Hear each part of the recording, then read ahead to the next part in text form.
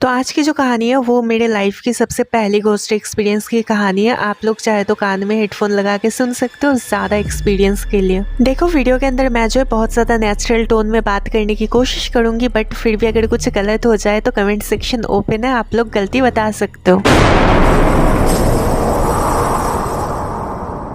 देखो, ये कहानी थोड़ी पुरानी है, 2016 की। तब मैं ज़्यादा बड़ी तो नहीं थी, अराउंड 9 से 10 साल की मेरी उम्र होगी। और ऑनेस्टली उस दिन तक मुझे भूत प्रेत पे इतना कुछ यकीन भी नहीं था। लेकिन उस रात के बाद सब कुछ मानो चेंज सा हो गया। उस दिन मैं स्कूल गई थी नॉर्मल, फिर जब घर आई पापा बोले चल रेडी हो जा, दादी ने बुलाया है, पीठा बना है। अब तुम समझ ही सकते हो, सर्दी के टाइम में गर्म पीठा।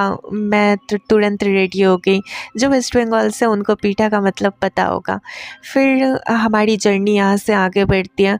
हम लोग जब निकले तब ठीक था, लेकिन जैसे ही शाम होने लगी गाँव का माहौल एकदम अलग हो गया। मैं और पापा जो है बस के अंदर जा रहे थे, तो ये कुछ जाने में 6-7 बज गए थे। और उस दिन जो था लाइट भी नहीं थी, मतलब लिटरली पिच ब्लैक था। पिच ब्लैक होने का रीज़न ये था कि उस टाइम पे काइंड ऑफ अमावस की रात थी, तो इसलिए पूरा काला अंधेरा छाया हुआ था। तो अभी मैं तुमको प्रॉपर एक सीन क्रिएट करके समझा देती हूँ कि कैसा आइडिया था। मैं एक रोड पे थी और रोड के राइट साइड में जो था एक मार्केट था, और लेफ़्ट साइड में जो एक रास्ता जाता था जो सीधा अंधेरे के अंदर जा रहा था, और वहीं से जाना था मुझे। और फिर मैं और पापा जो है बस से उतर गए और वहाँ पे खड़े रह गए।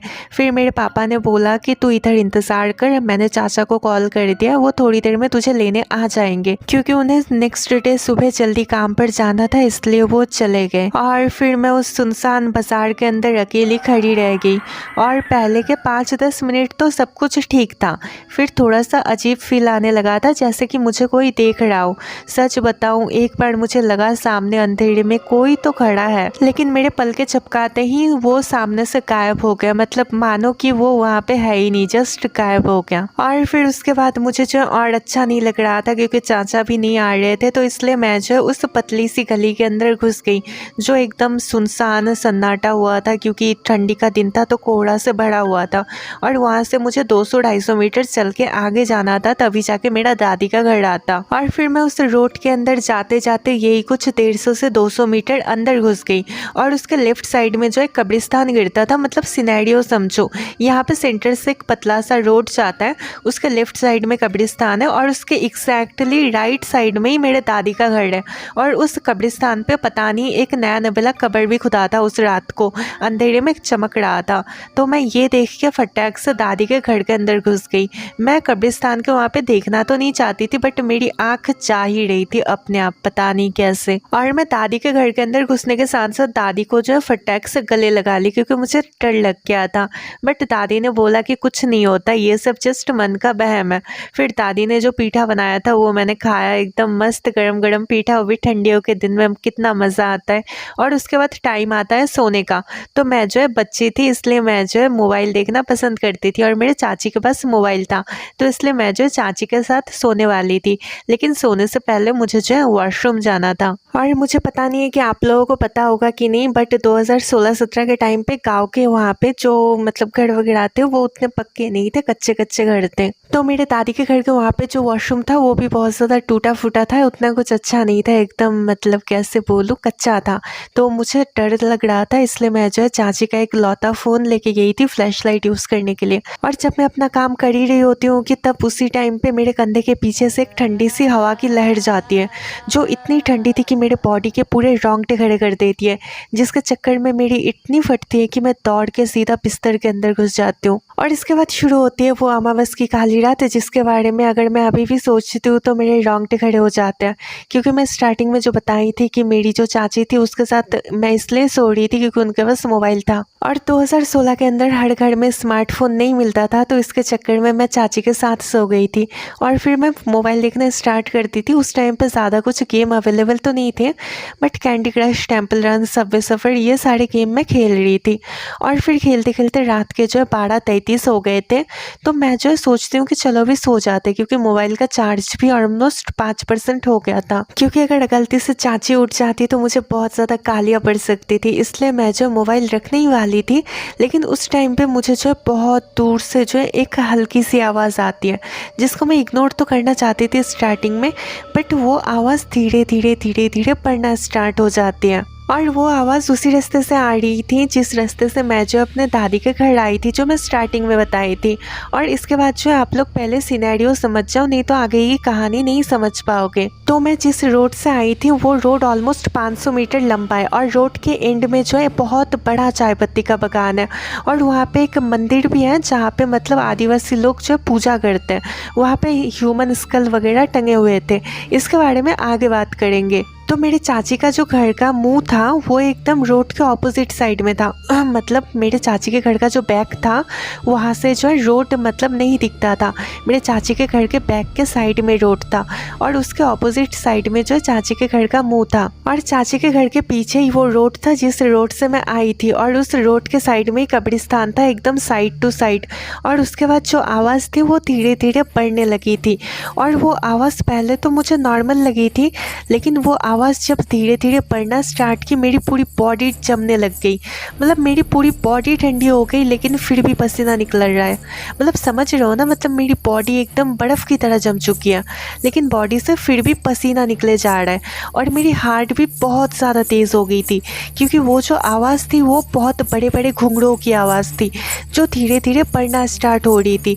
जितना ज़्यादा नज़दीक आ रही थी मेरे चाची के घर के वहाँ पे, उतना ज़्यादा ज़ोर से वो आवाज़ आ रही थी। और मुझे समझ नहीं आ रहा था कि ये आवाज़ सिर्फ मुझे ही क्यों सुनाई दे रही है, क्योंकि मेरी चाची ना जगी, ना मेरे चाची के साइड में जो छोटी बहन सो रही थी वो जगी, सिर्फ मुझे ही सुनाई दे रहा था। वो आवाज़ ऐसी लग रही थी, और मुझे लग रहा था उस रोड के ऊपर कोई बड़े बड़े घुंघरू पहन के जो दौड़ दौड़ के आ रहा था या आ रही थी, क्योंकि मुझे नहीं पता जो भी वो एंटिटी और क्रीचर था वो क्या था।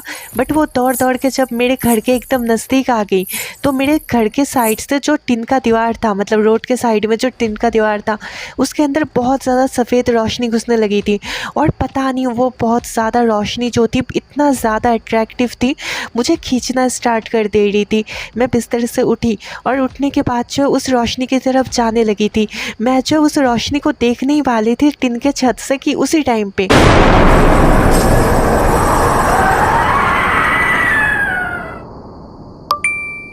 टिंग ऐसे करके मेरे फ़ोन का एक घंटी बजा, जिसके चक्कर में मैं जो है मतलब उस मोह या माया जो भी था वो, मतलब जो भी अट्रैक्शन था उससे बच गई। और उसके बाद वो घुंघरू पहने हुए जो भी एंटिटी या फिर क्रीचर था वो धीरे धीरे आगे बढ़ना स्टार्ट कर दिया, और आगे बढ़ते बढ़ते ऑलमोस्ट उसकी आवाज़ फेड होने ही वाली थी, लेकिन उसी टाइम पे रुक गई उसकी आवाज़।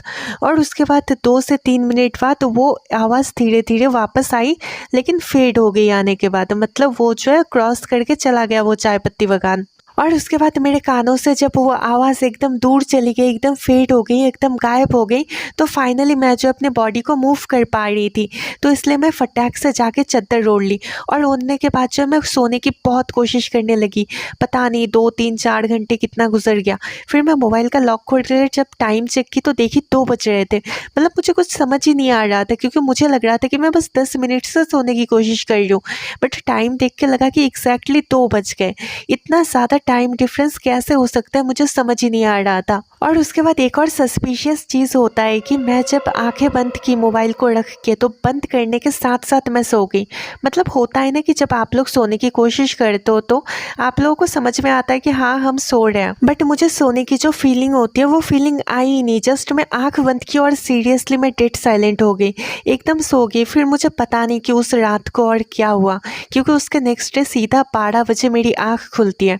मुझे पता ही नहीं चला कि कब इतनी जल्दी रात गुजर गई, और मेरी नींद एकदम कंप्लीट नहीं हुई थी। मेरी आंखें देख के कोई भी बता सकता था कि एकदम मैं बिना सोए उठी हूँ। मेरी पूरी आंखें लाल हो गई थी। मैं लिटरली रात के 2 बजे से 12 बजे तक सो रही थी, बट मुझे फील ही नहीं हुआ कि मैं नींद ले रही हूँ। और मेरी हालत देख के मेरी चाची भी मुझसे पूछने लगे, कल पूरी रात तो गेम खेली थी ना। बट मैं उनको कैसे समझाती कि क्या हुआ उस रात को। बट फिर भी मैं जो अपने दिल पे हाथ रख के उनको पूरी कहानी बताई कि उस रात को क्या क्या हुआ था। वो सुन के जस्ट बोले कि तेरा वहम होगा, तू सपना देखी होगी। फिर मैं सबको पूछी, सब लोग यही बोलने लगे कि तेरा वहम होगा, नहीं तो तू सपना देखी है। फिर फाइनली जब मैं दादी से पूछी तो दादी पहले मानने से इनकार कर रही थी। फिर बट फाइनली लास्ट में बहुत ज़्यादा इंसिस्ट करने के बाद मेरी दादी बताई कि उस कब्रिस्तान के एग्जैक्टली पीछे एक बुढ़िया का घर है, जिस बुढ़िया अकेली अकेली रहती है, मतलब उस बुढ़िया का कोई नहीं है। उसके बाप भाई बेटे सब लोग मर गए, मतलब उसके फैमिली में कोई नहीं है।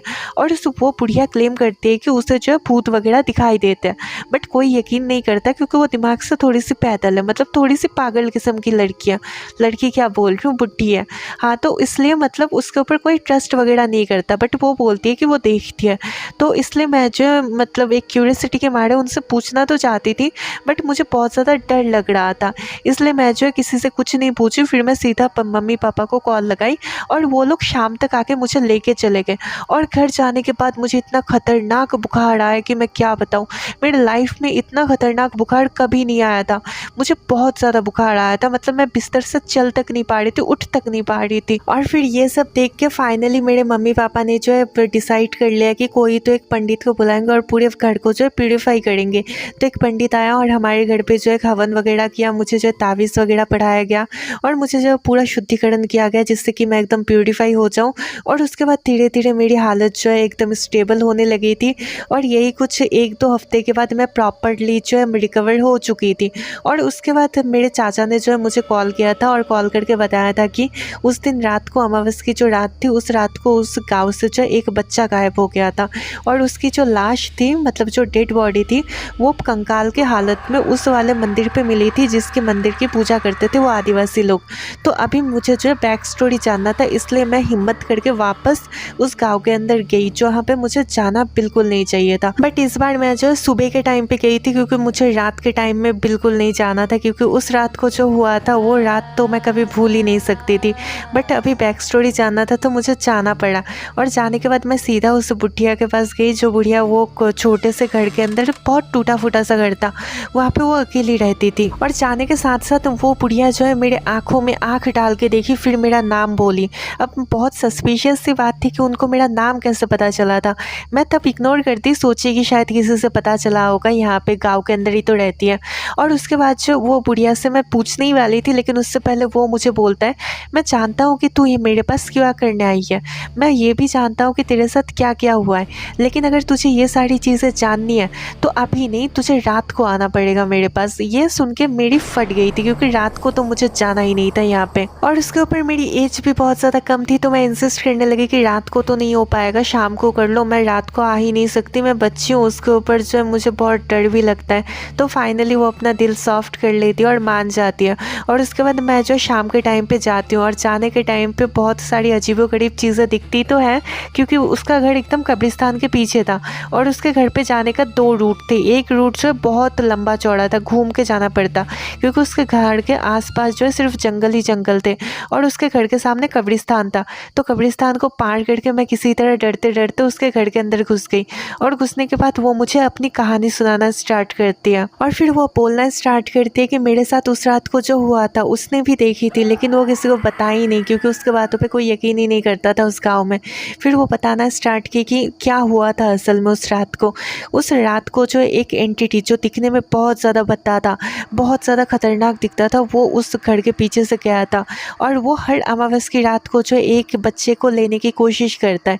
जिस रात को ले पाता है उस रात को लेके जो उसको आग लगा देता है। मतलब वो बच्चा, जो भी बच्चा होता है या फिर इंसान होता है, वो अपने आप जो उस रूम के अंदर से गायब हो जाता है। मतलब दरवाज़ा वगैरह कुछ नहीं खोलता, जस्ट वो टेलीपोर्ट हो जाता है और निकलने के बाद सीधा उस वाले मतलब मंदिर के पास पहुंच जाता है और जाने के बाद वो जो है खुद को आग लगा देता है। उसकी बॉडी चलने लगती है बट वो वहीं पे स्टिल खड़ा रहता है और धीरे धीरे उसकी बॉडी के अंदर जितने भी मांस वगैरह होते हैं सब जल के राख हो जाते हैं और उसकी जो कंकाल होती है जस्ट वो बचती है। और वो एंटिटी जो है हर अमावस की रात को जो है किसी बच्ची को या फिर किसी इंसान को उठाने की कोशिश करता है। उसका मेन टारगेट बच्चे वगैरह होते हैं, क्योंकि उनका दिमाग को मैनिपुलेट करना बहुत ईजी होता है, इसलिए वो जो है हर अमावस की रात आती है। लेकिन यहाँ पे जो है हर एक गाँव के अंदर मतलब काइंड ऑफ बंद करके रखा गया था। मतलब हर एक गाँव के अंदर एक ना एक इंसान जो है, मतलब सब लोग जो तावीज़ वगैरह पहनते थे, इसलिए मतलब वो किसी को उठा नहीं पाती थी। बट मैं भूत प्रेत पे यकीन नहीं करती थी और उस गाँव में भी नहीं थी, तो इसलिए जो है मुझे वो लोग जो है अपना टारगेट बनाते थे। लेकिन वो लोग मुझे लेके जा नहीं पाए जस्ट एक फ़ोन नोटिफिकेशन की वजह से। लेकिन मेरे साथ उसी दिन एक और लड़का आया था उस गाँव के अंदर, उस बच्चे को उठा लिया था। उसके बाद जो उसकी बॉडी, उसके बाद आपको पता ही है क्या हुआ। तो उसके बाद वो बोलती है कि ये सब स्टार्ट हुआ था 2002-3 के टाइम पे। तो वहाँ पे जो मालिक था उस चाय पत्ती बागान का, वो मतलब उस मंदिर को तुड़वा के वहाँ पे काइंड ऑफ और चाय पत्ती का पेड़ लगाना चाहता था। लेकिन वो मालिक के साथ उसके बाद जब वो मतलब तोड़ने के लिए कंस्ट्रक्शन काम स्टार्ट करने वाला था, उसके फैमिली में जितने भी लोग थे वो सारे लोग एक एक करके रहस्यमय तरीके से मरने लगे थे, क्योंकि आदिवासी लोग उस मंदिर को जो है एक सीक्रेट प्लेस की तरह मानते थे। मतलब बहुत ज़्यादा प्यूरीफाई वाली जगह, मतलब बहुत अच्छी एरिया। तो उसके बाद जो उस मालिक का पूरा फैमिली जो एक एक करके रहस्यमय तरीके से मरने लगता है। मतलब जितने भी मेंबर्स थे, बच्चे बूढ़े, सब लोग मरने लगते हैं। लेकिन वो मालिक जो है वो नहीं मरता, और लास्ट में जाके एक अमावस की रात को वो मालिक जो है गुस्से में उस मंदिर के सामने आके बहुत ज़्यादा बुरा भला बोलता है।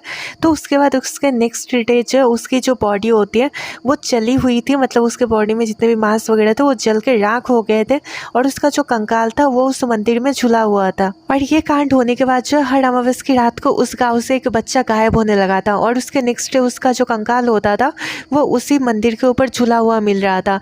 तो इसलिए सारे गाँव वालों ने मिलके जो उस पूरे एरिया को जो है सील कर दिया। मतलब बहुत ज़्यादा तालिस्मान वगैरह, मतलब बहुत सारी चीज़ें लगा के उसको पूरा सील कर दिया, जिससे कि कोई वहाँ पे और एक्सीडेंट वगैरह ना हो पाए। लेकिन अभी भी जब भी कोई न्यू बच्चा उस गाँव के अंदर आता है तो वो एंटिटी जो है अमावस की रात को आके उस बच्चे को चुनता था लेके जाने के लिए। और वो जो है एंटिटी जो था वो बहुत ज़्यादा लूर करने की कोशिश करता था, जिससे कि वो बच्चा उसके पीछे पीछे आ जाए। बहुत ज़्यादा अट्रैक्शन भरी आवाज़ सुनाती थी, बहुत सारे लाइटें दिखाती थी, जिससे कि वो सारे बच्चे मनमोह होकर उनके पीछे पीछे जाने लगे। लेकिन वो एंटिटी जो है कभी भी किसी बच्चे को उठा के लेके जा नहीं पाती थी, क्योंकि अमावस तक कोई नया बच्चा वहाँ पे रुकता ही नहीं था, उससे पहले ही चला जाता था। तो मैं सोचती हूँ कि अगर उस रात को अगर वो बच्चा नहीं होता, या फिर अगर मैं उस छेद से देख लेती, या फिर अगर मेरे फ़ोन का नोटिफिकेशन नहीं आता, तो मेरे साथ क्या हो जाता। बाकी the moral of the stories, कभी कभार कुछ आवाज़ें हमें बुलाती नहीं है, हमें चुनती है।